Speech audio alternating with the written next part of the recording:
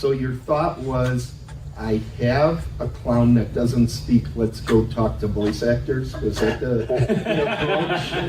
No, it was, if you don't know, David's not the original actor to play Art the Clown, so it was my close friend Mike Gianelli who played him originally, and the only reason Mike played him was because he was a friend of mine who would just hang out with me while I was building special makeup effects, and I had a mold of his face that I would just sculpt zombies on and all these different prosthetics, and if I wanted to test out a bullet hit, I'd be like, Mike, come to the side of the house, and I'd put a blood pump on him and we'd just spray blood.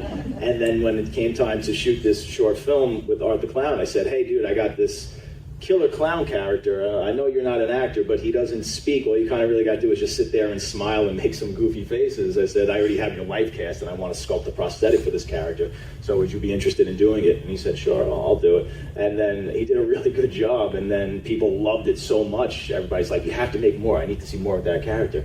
So then years later, we made another short film, and it was a lot more involved. It was that's the short film. It was called Terrifier, and that's when I really started turning him into a slasher and developing his sense of humor a little more. And that's kind of when I had the personal light bulb moment. I was like, "Ooh, there really is something special with this character." But long story short, he did not want to be an actor. He just kind of got roped into this, and when it came time to do Terrifier, he said, "Look, I'm going to have to, pass because I just can't do this for the rest of my life. I'm not really interested in it." So then I had to start from scratch, which was scary because art worked really well. Everybody loved everything we ever did with Mike. It was great.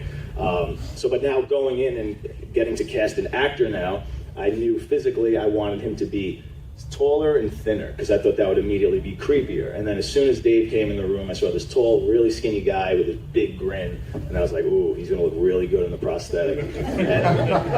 And he did. Well, you can tell the story now because take it from there. I came in, no script or anything like that, and I started to freak out because everybody else had scripts, and I'm like, because I had never done film work. I was a stage actor and voiceover actor. And I'm like, oh god, this is my first time auditioning for a big film role, and this happens, and they call me in the room, and I'm like, oh no, big film role, $35,000. Big for me.